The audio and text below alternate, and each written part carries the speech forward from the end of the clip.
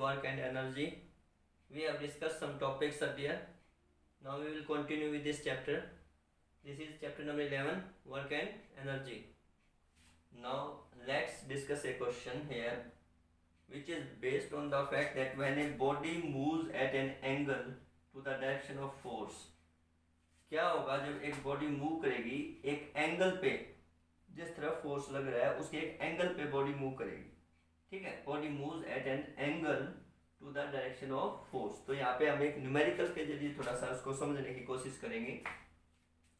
A child pulls a toy car through a distance of 10 meter on a smooth horizontally floor. The string held in child's hand makes an angle of 60 with the horizontal surface. अब क्या है, ये एक toy है, toy, इस पे एक string बांधी हुई है, रस्सी, ठीक है, और इस रस्सी को पकड़कर खींच रहा है कोई बच्चा, इसको चला रहा है, ठीक है। यानी कि जो फोर्स लग रहा है वो इस रस्सी पे लग रहा है, ठीक है। तो this is the direction of force. और मोमेंट कहाँ हो रहा है, मोमेंट हो रहा है आपका इस डायरेक्शन में, हॉरिजॉन्टली। तो यहाँ पे क्या कर रही है, body moves at an angle, एक एंगल बना दिया ये, at an angle to the direction of force. The string hand in child's hand makes an angle of 60। तो कितने का एंगल बनाया उसने, 60 का एंगल बनाया। विद द हॉरिजॉन्टल, ये हॉरिजॉन्टल जो सरफेस है उसके साथ 60 का एंगल बनाया। If the force applied be 5 newton, अगर उसने स्ट्रिंग पे 5 न्यूटन का फोर्स लगाया है, calculate the work done by the child in pulling the car. जो वर्क डन है वो हमें कैलकुलेट करना है, कितना वर्क डन है जब उसने उस टॉय कार को पुल किया है, ठीक है। और डिस्टेंस दे रखा है 10 मीटर, 10 मीटर तक पुल किया है। तो देखिए वर्क डन का फॉर्मूला तो आपका सेम रहेगा भाई, वही आपको लगाना है। W is equal to F into s होता है आपका, F इंटू एस। लेकिन यहाँ पे एक एंगल पे लग रहा है आपका फोर्स, तो यहाँ पे हम F इंटू एस की बजाय हम लिखेंगे F कोस थीटा, ठीक है। Base by is cos, base by hypotenuse is cos, F cos theta into s. W is equal to F, आपका क्या है, फोर्स कितना लगा है 5 न्यूटन, 5 इंटू कोस थीटा, यहाँ पे कोस थीटा मतलब angle, that is cos 60 degree, into s, s is the distance that is 10 metre. W is equal to 5 into cos 60 की जो वैल्यू होती है वो होती है 1/2 या 0.5 पे, ये इंटू 10, 2 5 जा 10, 5 5 25। वर्क डन जो हुआ वो हुआ 25 जूल। ये बेटा कोस साइन टेंजेंट, ये ट्रिग्नोमेट्रिक आइडेंटिटी है आपकी, ये आप 10th क्लास में सीखेंगे, ठीक है। ट्रिग्नोमेट्री के पार्ट है, ये मैथ्स में आएगा आपका ट्रिग्नोमेट्री। वहाँ पे आपको साइन कॉस टेंजेंट वगैरह की वैल्यू निकालना, ठीक है, ये आप वहाँ सीखोगे। तो अभी फिलहाल ये देखिए कि cos 90 तो आपका होता है 0, ठीक है, और cos 60 आपका होता है 1/2। तो इससे हमने सोल्व कर लिया, जो हमारा वर्क डन आया वो आया 25 joule. Now students, our next topic is energy, जिसको आप हिंदी में ऊर्जा भी कहते हैं, ठीक है, ऊर्जा। अब ये एनर्जी क्या होता है, ठीक है।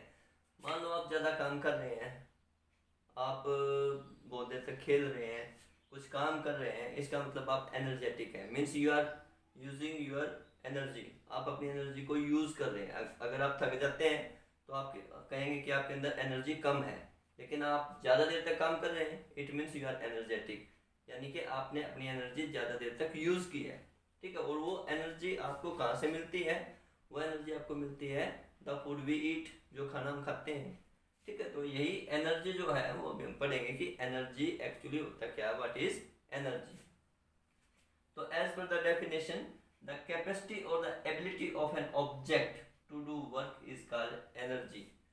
कार्य करने की क्षमता, ठीक है, एबिलिटी और द कैपेसिटी, किसी ऑब्जेक्ट की कार्य करने की क्षमता को हम एनर्जी कहते हैं। ठीक है, द कैपेबिलिटी और एबिलिटी और capacity of an object to do work is called energy, and an object that can do more work possess more energy. जो ऑब्जेक्ट ज्यादा काम करती है, ज्यादा काम कर सकती है, इट मीन्स उसके अंदर ज्यादा एनर्जी है। ठीक है, जैसे जैसे से फॉर एग्जांपल आप मोबाइल ले लेते हैं, किसी मोबाइल की जो बैटरी है वो ज्यादा चलती है, किसी की कम चलती है, यानी कि जिसकी ज्यादा चलती है इसका मतलब उसके अंदर ज्यादा एनर्जी है।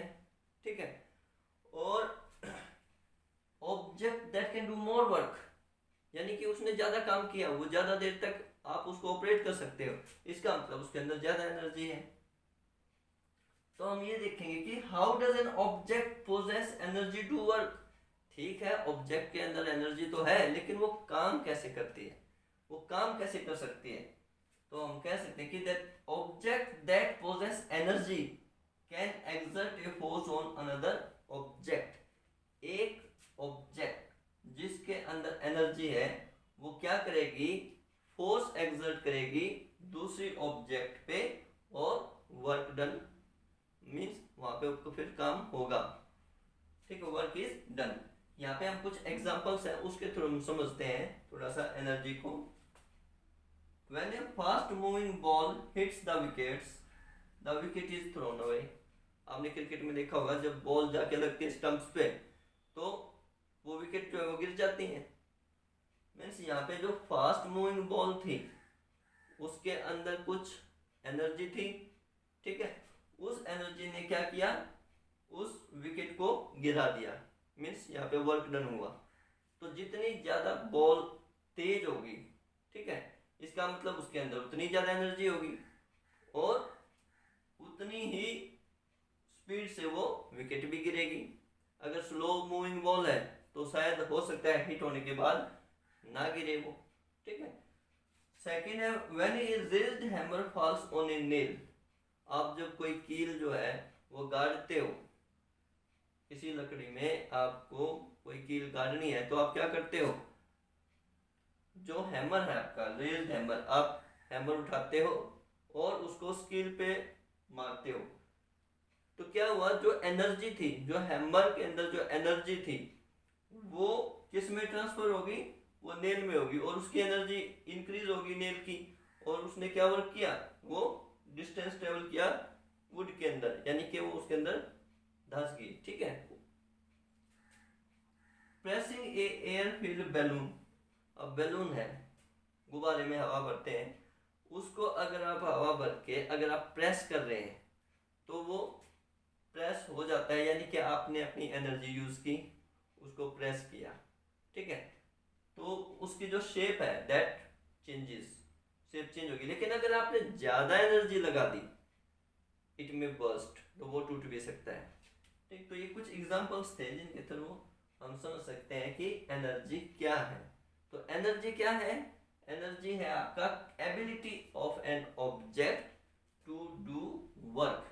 किसी ऑब्जेक्ट की कार्य करने की क्षमता को ही हम ऊर्जा कहते हैं या एनर्जी कहते हैं।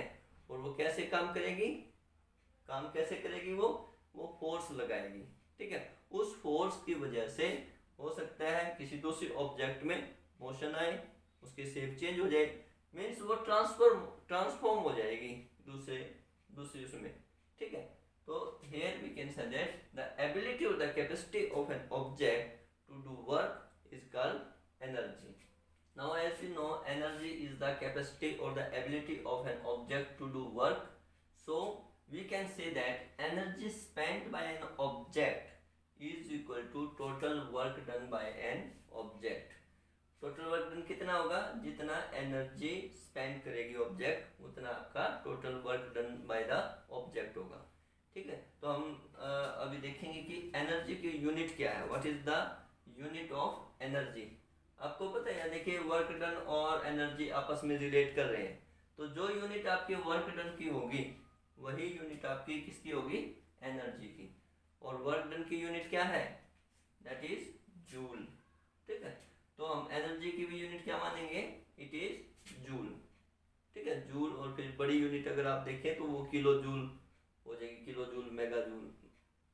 और एनर्जी जो है वो क्या है, एक स्केलर क्वांटिटी है, it does not possess direction, it is having magnitude only, so it is a scalar quantity. और डिफरेंट डिफरेंट फॉर्म्स की एनर्जी है, आपने बहुत सारी एनर्जी फॉर्म्स सुना होगा। अल्टीमेटली हमारा जो मेजर सोर्स ऑफ एनर्जी है वो क्या है, सन है। ठीक है, तो और जो फॉर्म्स है एनर्जी की वो है आपकी, जैसे काइनेटिक एनर्जी है, पोटेंशियल एनर्जी है, थर्मल एनर्जी यानी कि हीट एनर्जी है, केमिकल है, इलेक्ट्रिकल एनर्जी है, न्यूक्लियर एनर्जी है, साउंड एनर्जी है, टाइडल एनर्जी है, सोलर एनर्जी है। ठीक है, ये कुछ एनर्जीज हैं, कुछ के बारे में आपने लोअर क्लासेस में पढ़ा होगा, कुछ के बारे में आप आगे जाके पढ़ोगे। तो यहाँ इस क्लास में हम जो ज़्यादा आगे जाके डिटेल में हम डिस्कस करेंगे वो होगा हमारा काइनेटिक और potential energy. Now what is mechanical energy. Mechanical energy क्या होता है, it is the energy possessed by an object due to a displacement produced in it. जो एनर्जी है that is possessed by an object, किसके कारण, due to the displacement produced in it. और वो displacement कब प्रोड्यूस होगा, by the application of force. जब force apply होगा तो ऑब्जेक्ट में डिस्प्लेसमेंट होगा। तो displacement can be caused, displacement कैसे हो सकता है, either because of motion of an object on the surface of the earth, या तो अर्थ के सरफेस पे मोशन हो ऑब्जेक्ट का तो भी हम डिस्प्लेसमेंट कह सकते हैं, और by raising the object to a higher position, या ऑब्जेक्ट को हायर पोजीशन पे तक रेज करना वो भी एक डिस्प्लेसमेंट है। ठीक है, तो यहाँ से this gives two types of mechanical energy. दो तरह की मैकेनिकल एनर्जी हमारे पास आ जाएंगी, one is kinetic energy, another is potential energy. तो हम कह सकते हैं mechanical energy is the sum of kinetic energy and potential energy, or we can say that mechanical energy is the energy which is due to the motion or the position of an object. So this is mechanical energy. So that is all for today beta. Do your work on time and get it revised.